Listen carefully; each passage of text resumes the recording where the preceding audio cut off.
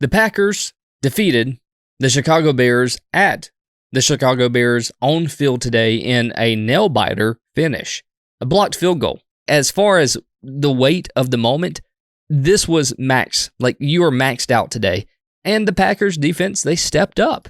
But even though they got the win, even though it was a divisional rival, is it fair to say that something still feels a little bit off about this Packers team? That's not only fair to say, it's just absolutely evident to say. You know me, I was really high on the Packers this year. I picked them to go to the Super Bowl. I thought Jordan Love would continue his climb. I thought he would ascend into a better version of himself, and I thought the defense would improve. Defense has improved. Jordan Love has regressed. There's no other way to say it. Yes, he makes spectacular plays. He also makes boneheaded decisions sometimes, and he just can't seem to get away from it. The big thing that bit them today, Ryan, they kind of should have won this game comfortably. Like, Chicago's not a good football team. Green Bay's a good football team.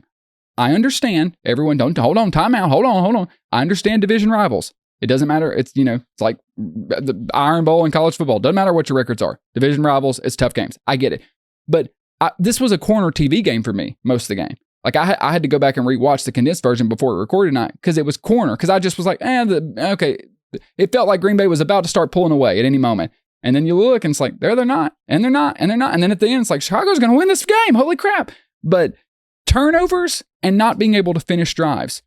There was a red zone interception from Jordan Love, which was just unacceptable. And then they went for it on 4th and goal in the red zone, and he didn't have anybody open. He ran and tried to scramble, and he got stuffed. I'm not going to rehash it too much, but he is so reckless.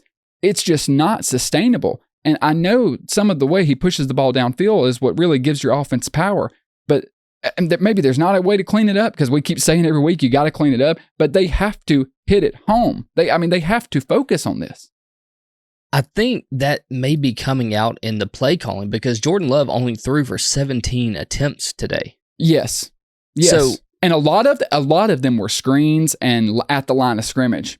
Yeah, so it seems like after the bye week now, they're starting to rein him back a little bit. If I can get his pass chart before I edit that episode, I'll put it in right here just to show you. Because I remember watching it, there were multiple screens, and like he did push the ball downfield at time. But to your point, it did feel like they were trying to kind of protect themselves from his variance. Right, and I don't know if that's the right thing to do or not. Obviously, I don't get paid the big bucks to make that decision, but just from a viewer, armchair quarterback, point of view, it seems that like he needs that confidence boost, but to get to that confidence boost, you're going to have to battle through a whole lot of mistakes to get him comfortable and back at it, because ever since the injury, he hasn't been quite himself like he was early in the season. Is that fair to say?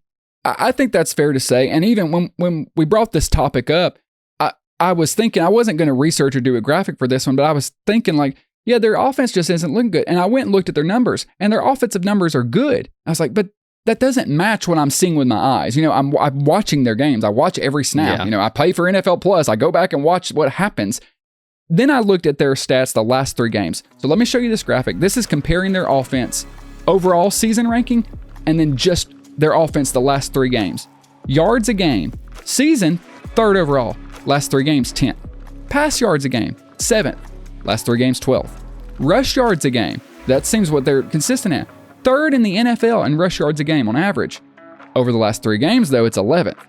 Points a game, 9th overall in the season. Okay, solid. 16th over the last 3 games. This chart right here proves that I do not, in fact, have lying eyes. The offense has been regressing the past couple weeks. The defense has been improving the past couple weeks, and they're keeping them in games. But when you have such a low, wiggle room, when you're 16th in points a game over the past 3 weeks, you're not able to score a lot of points. So when you have these opportunities in the red zone, you have to take advantage of it. As I said today, 2 red zone attempts ended with no points. 1 was a turnover. 1, they went for it on 4th and goal instead of kicking the field goal. A pass wasn't there. He tried to scramble and got stuffed. We could debate the going for it instead of kicking the field goal. In the moment, I didn't really have too big a problem with it. Maybe I need to rewatch it.